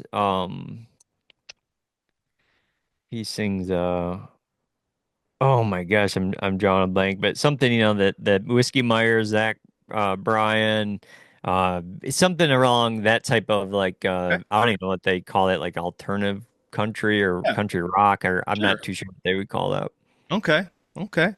Um, I thought about something with listen, I have wanted to do a podcast with you for a while, and I intentionally wanted it to be closer to hunting season. I don't know why. It just did. And then of course I make notes throughout the year of things I want to talk to you about. And I wrote this down and it's super long-winded, so I have to try to digest what I wrote. And hopefully I can say this the correct way and you understand what I'm trying to say. I was listening to you talk to one of your guests, and combined, you have so much hunting experience, years and decades, for God's sakes. It could have been Troy Pottinger. I don't know. I just heard him Mhm. say the other day he's got like 40 years of hunting experience, and that blew my tits off. I was like, oh my God, that's so much. But when I think about all of the experiences that you guys have had, and I think about how people like me who have substantially less experience and people like my brother who have even less experience and new hunters who look up to you guys for that experience. Conversely, do you ever think about the new hunter and how they have almost a clean slate and you look at it with admiration, or you remember what it was like, and and not necessarily you wish you could be there again, but do you sort of admire how people with less experience than you still have that long road of growth and experience ahead of them? Does that make sense? It does make sense, and I'll approach it from two different ways. It like when you talk about that they still have that long road in front of them where it's like, man, like that's a fun road still. Like there's gonna be days that doesn't feel like fun, Yeah. but there's gonna be some fun. But along those ways, like that's a little bit of part of like, when I say like trust your method, like say in that's for a guy with 40 years of experience or the new guy just starting out, like shit's gonna hit the fan during a season. It's just going to. I don't care how good you are, but like that's why like when you start adapting your own method to hunting, you have to trust it. You extremely on the bad days when the worst days are happening out there, you got to trust what you're doing because if you don't trust it like that, especially for a new hunter, like dude, it's gonna feel heavy on you. And your mind is gonna be in a bad place, for the days ahead, maybe on your trip or for the whole rest of the season. So I think about that often. But you brought the clean slate thing, and I this is what I really want to hit on.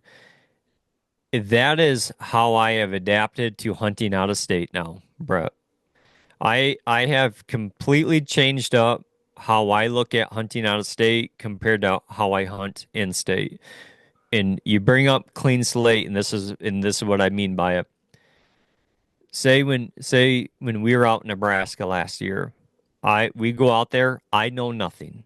I have a brand new clean slate. I'm not married to any trail camera picture from the last 2 to 3 years. I have no historical knowledge of something that may hold me up.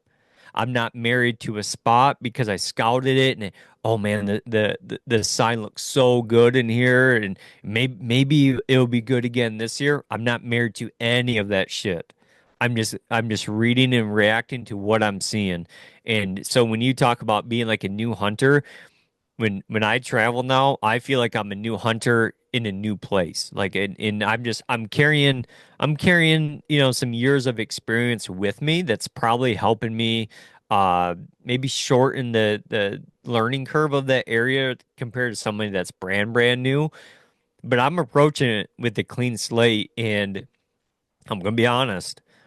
Like I'm starting to want a little bit of it, adapt that even in my home state because I'm seeing success doing it like that out of state, and I'm starting to question, is my slate maybe too full in my home state compared to when I travel out of state? Because I'm still finding success in my home state, but it's not happening as quick as it is out of state, and it's very, very easy to get hung up on like previous knowledge or something that you may have on that, you wrote down on that slate, man, this has been really good for the last 2 or 3 years. I need to go try it again this year where it's like, but is that animal still alive? Like is that sign reading the way it's supposed to be? So I don't think I don't think it's just by coincidence that sometimes new hunters are killing really big deer.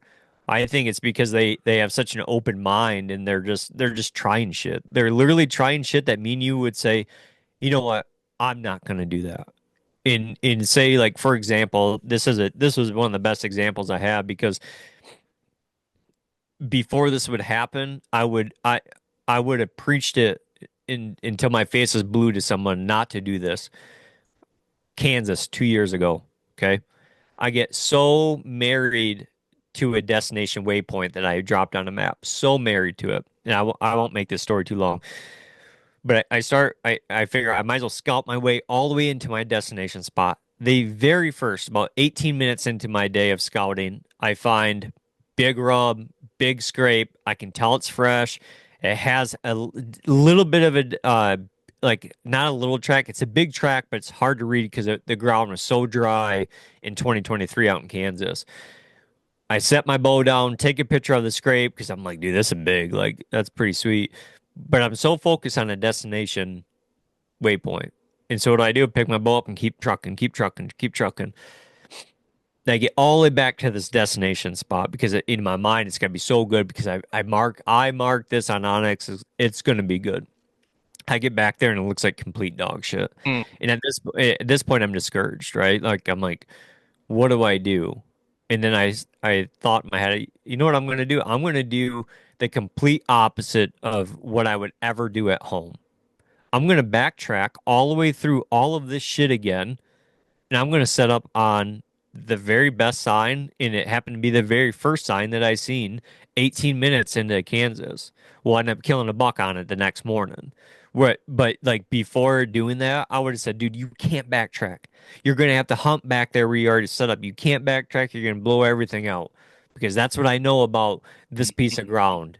Where like that was all new ground, all new area. I had nothing to lose. It's freaking day one. I had absolutely nothing to lose. And so there's a couple learning points there. One, biggest one was I'll never get caught up on dropping a waypoint again. If I see the sign, I'm gonna hunt the sign. But outside of that, like I literally had a like you said a clean slate out there, like a new hunter would, and that's something in my mind is like. When we have this conversation right now, I could see a new hunter doing that. Like, hey, I'll just go back to the best sign I seen. Who cares? Or me, I'm overthinking it. I'm like, dude, I blew everything out walking back to that waypoint. I'm gonna blow it. If anything even happened to come back through here, I'll blow that all right back out again because I'm gonna backtrack everything I just did. Like it's the complete opposite of what you should be doing, right? But it's like I tried it and it paid off. Is it gonna pay off every time? No. It's these are wild animals. It's deer hunting. So when I think about a new hunter, I think there's a lot of opportunity there. But if I was if I wanted to ever tell a new hunter anything was is I would tell him is simply like don't hunt exactly like someone else. Like you have to be yourself out there. You can take tidbits. You could take, when you hear about talk about Ohio, like maybe take little tidbits if you're going to Ohio and maybe, but remember, you and Brett aren't probably hunting the same damn tree or the same damn ridge. So you gotta, take that into consideration. And then you're talking to the next guy and what he's saying. And so take a little bit of consideration. Maybe put one or two things in your back pocket, but you still got to be yourself out there. Yeah, I love that. My biggest takeaway out of that whole entire thing was that there is an opportunity for people who have found tremendous success to still be open and willing to change their method and start with a Mhm. clean slate because that's what makes this so incredible is you can go to a Mhm. completely different state and you find just you just had such an incredible season last year. It's almost hard to put into words.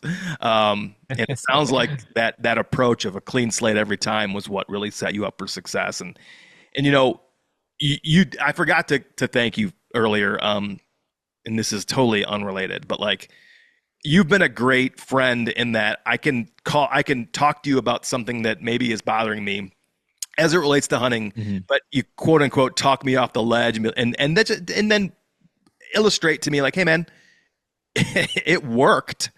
Although you didn't bring the deer home, what you did worked.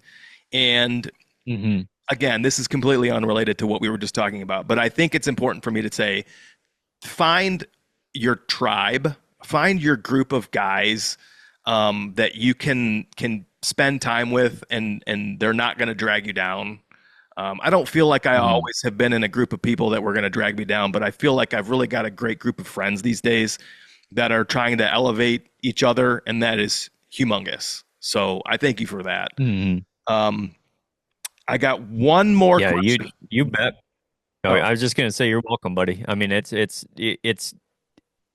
everyone counts like say wins or success in different ways, and so and I know what you're talking about where like you had that encounter, got in close, or for example say miss or just a bad shot or whatever the case may be, or you didn't get a shot and he rolled out of there where it's like you got to look at this as like I don't look at just notch tags as the only way of success. Like an encounter inside bow range, boom, that's a one in the win column for me. And that opportunity comes, that's another win. But there's different types of wins. But like this is something I've thought about before, and I've never really talked about on a podcast. But I have I have this way of thinking when it comes to hunting.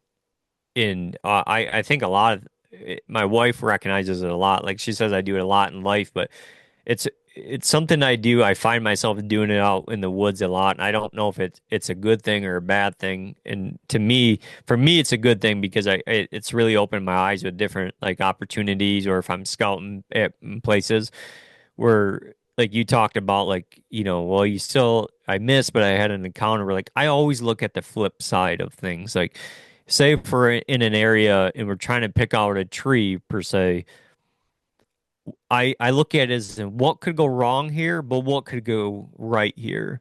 I don't look at just what could go right because I always like am planning what could go wrong here also. In doing so, that may make me adjust by 8 yards because I'm kind of prepared for what could go right and I'm prepared for what could go wrong. Hmm. And I feel like that right there helps me in the encounter column. And I like those encounters are still wins for me for sure. Yeah. Well, your conversation with me last year after I wounded that deer in Ohio Mhm. changed the outlook for me for the rest of my season. Like Mhm. I had multiple shooter deer encounters last year. Um, and I, instead of saying, well, I didn't notch those tags, like I still had bow range encounters with mature deer Mhm. multiple occasions last year. That is huge. I just got to figure out Oh, how yeah. to seal a deal, dude. Like in areas that I've never been before. Like that's Mhm. super fun to me. Like that's part of why I love this. And so helping me change my outlook on that. Again, I think humans put themselves in positions, and I'm not making excuses, but I overextended myself last year, trying to say yes to too many things, and Mhm. it was causing me to be exhausted mentally and physically.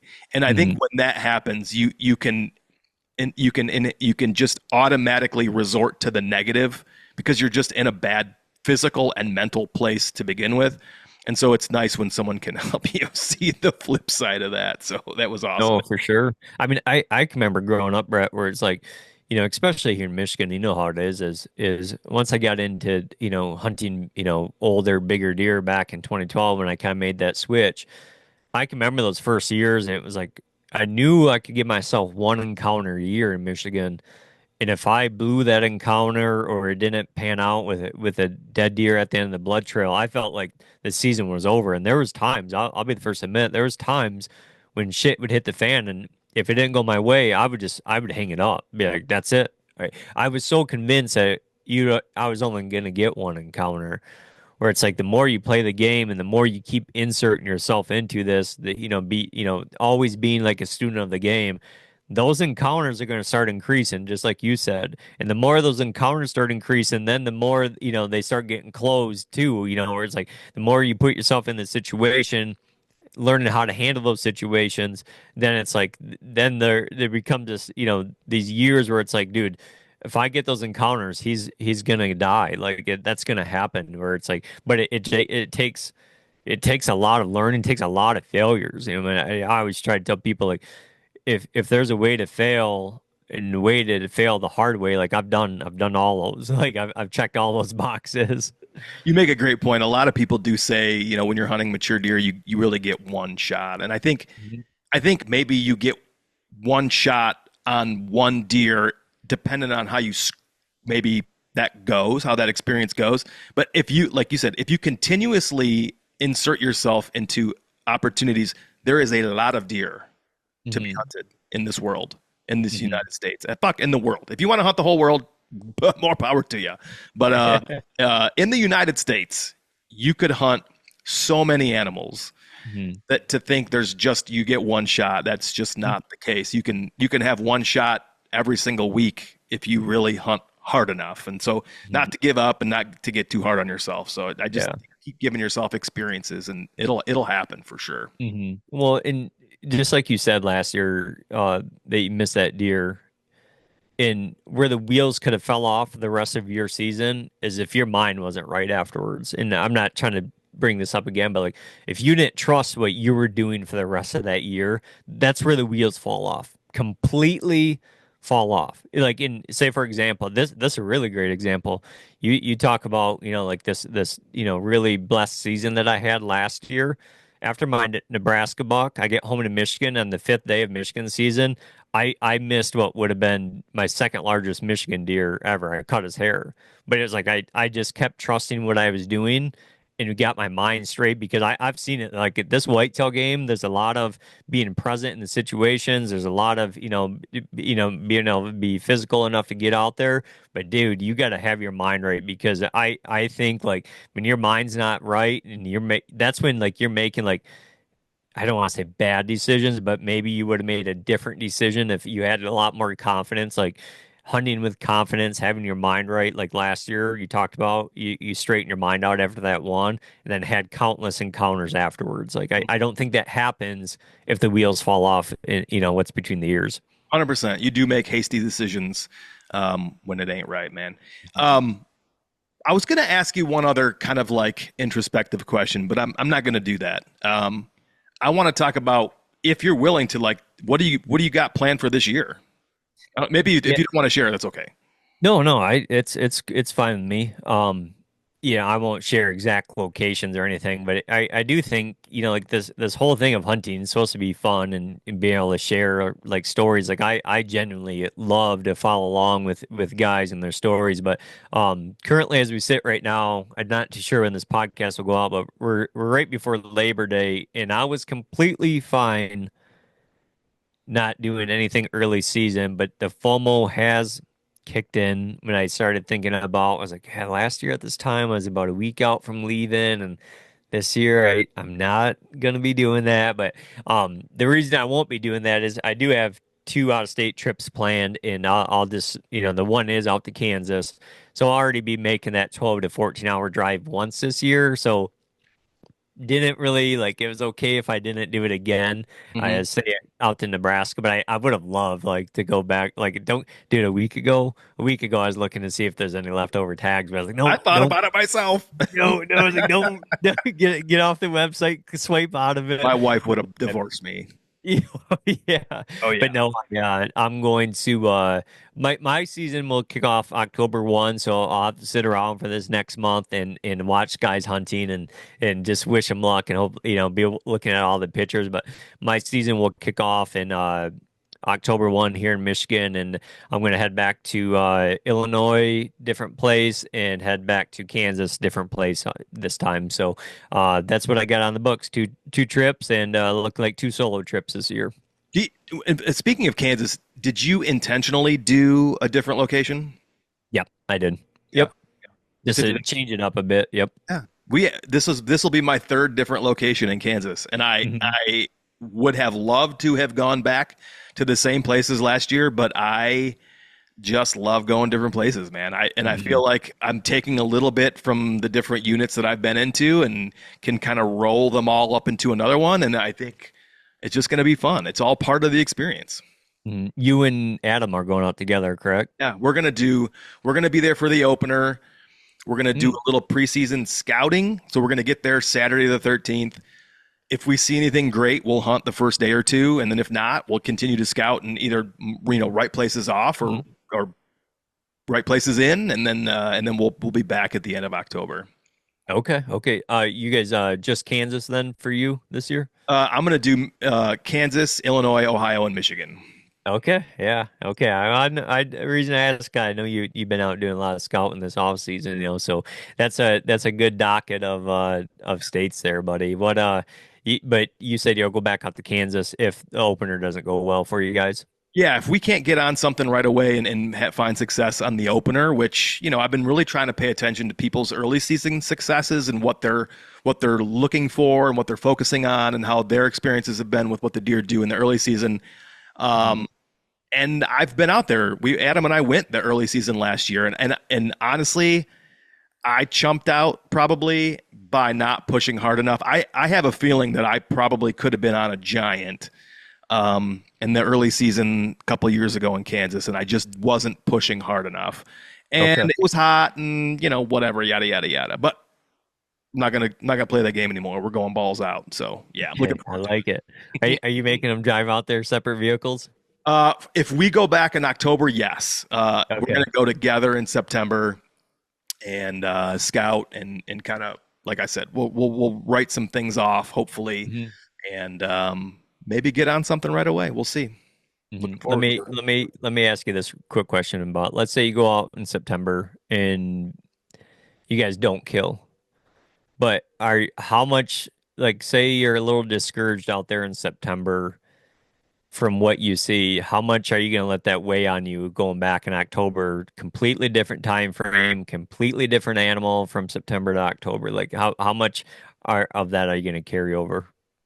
I think ultimately the way I when I think about writing something off, it's more like the property doesn't look like what I thought it was going to look like. Not whether or not I see a deer. If the property looks like it would hold a deer or have a deer today or at any time, it's a win. But if I get out there and it's and I shouldn't do this, but like if it's a fallen down barn with a tipped over silo and some broken tractors that are trashed, I unfortunately look at that property as trash. And I realize there could be a friggin' giant living behind that tractor that's just, kind of left out of the field. I don't know. That's just kind of how I do it. You're talking Yeah. me out of it, David. You're talking me out of writing places off. Well, I'm just interested because like, in a brand new ground where you're just dropping in, right? In an unfamiliar place, like you're talking at a place that, could kick your ass and have just a world class of a shitty hunt in September could be totally different in October. Like that it's a hard thing to battle in your mind, you know. It 100% is. God, maybe we should just stay home. No, don't stay home. If you got the opportunity, go. Yeah. I'm just saying, like, because I have this thought, right? In we talked about having a clean slate, correct? And I think about this often because, traveling out of state and not doing any scouting till I showed up has really like started to like change a little bit of how I look at things, as in like how to get in somewhere and get one quickly killed. Because let's just say you go out there in September and you and Adam get, just get your butt kicked and don't have any really good encounters. But it's like you're kind of looking around and you're like, dude, you could tell there's some good sign here from the rut last year, where it's like, you know, it'd be easy to write that property off because you got your butt kicked in September. But if you kind of look at it a little closer and you're like, dude, I actually think that this is a really good property. I just think our first trip was timed up wrong to be on this particular piece, where Yeah. I think that happens a lot, especially with travel hunting, where it's like, you're scouting somewhere in the say the sign is phenomenal and you show up there and you're married to that sign a little bit because you scouted it and you showed up and you just didn't really have a good hunt. It's like I have this thought in my mind that it's like I don't necessarily think that spot's bad. I just think the timing of the trip is maybe a little bit bad. Not you went when you could go, but maybe that sign was a week before you got there from the previous year, or it was 2 weeks after you got there from the previous year. That's things I think about. Like I told you, I think about what could go bad and what could go wrong. Where it's like, when you show up with a clean slate like that and you just get to read what's happening, like I think it's pivotal. I love that this is coming out next Wednesday, and Adam's going to listen to this and go, shit. Now what do we do? It's gonna No, totally mess with his head, and I love that. no, you guys totally go. Like if you got a We are trip for plan, sure gonna go. you totally go. But what I'm just saying is like, you go get your butt kicked. Like, don't completely write that off for October because Yeah. that property could switch. They could start, taking the Milo off, and all of a sudden, dude, that property in October, it's got 16 scrapes on it, and Yeah. whatever your flavor is, a 160-inch 8 point. Ooh, that'd be nice. Ooh, baby, that would be nice. Well, I look forward to following along with your season again, DJ. I appreciate your time and your friendship, and you're doing a wonderful job over there at the Method. Oh, you know what, dude? I can't Hmm. I can't close this down yet. You got a couple more minutes? Yeah, I had one more. I do have another question. shoot. So, and I try not to like look at my note like this, like, but I don't have Hmm. my glasses on, so I'm looking like at an angle and I missed it. I gotta know. You are present on social media. Okay. You Hmm. have a great presence. You share, you post, you doing a great job. Okay. What percentage of stuff do you keep just for DJ and just for your family? Like, is there stuff that you just are like, you know what? And this is hunting related. Obviously, you keep your family stuff, but like, do you have a percentage of things that you're like, you know what? I'm just like 10% of everything that I think of, like, this is just mine. I'm not sharing this. Like, do you think about stuff like that? Man, I that's a great question. I honestly don't, you know, like I'm a pretty open book. Now, say when it comes to like hunting, obviously I'm not sharing, say, animals that I'm currently hunting or following. There's a lot of glassing stuff I honestly don't share. But when it comes to like normal day life, I that what you see is exactly what my life is. And one thing I also don't do is I don't, what do they call it, like backlogging. Like I don't hold on to pictures. Like when you see a picture, like that's happened in the last 24 to 48 hours usually. Like that, it's like the real and now. But when it comes to, man, when it comes to like really holding something close and not really sharing it, it would man, not really, man. Sounds like it's just you protecting what you're doing because you do have Yeah. people trying to Mhm. snipe your stuff. That makes sense. I know that you're a very dedicated family man, and I know you share a lot of stuff that is personal stuff and Mhm. also hunting stuff. But I just wondered if there was like, if you thought before you post, you're like, you know what, I'm keeping this one just for me, or if you looked No, at it like that at all. no, not really, and like I'm pretty, I share a lot of the stuff with, with my daughters and my wife, and I'm so proud of them, where Yeah. it's like I, I, yeah, I just love what they're doing and all their accomplishments and whatnot, and I'm not scared to share that with the world. I think it's awesome. Well, I appreciate it again. Why don't you tell everybody like about your podcast, the Method Podcast, and the frequency and how people can find you if they haven't already.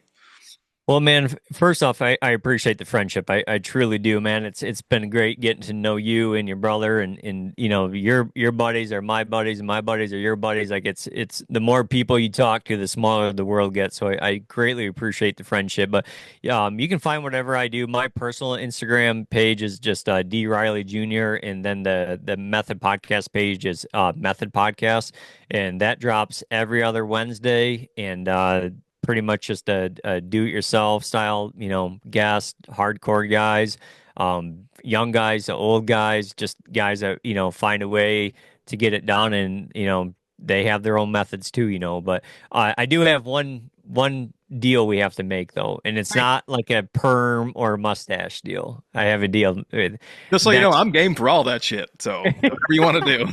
You're gonna get a perm before Kansas, just let it Well, it's flow. not. I cut it short, but I would. I mean, I frosted my tips Oh, when we went camping the other day. Like, look, I you got did. like frosted tips up there.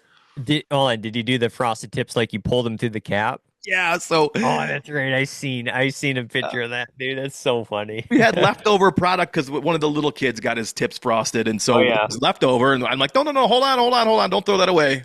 Yep. I'll do Yep. it. My mom Yep. was so excited to do that for me. Like it was 30 years ago. Oh sure.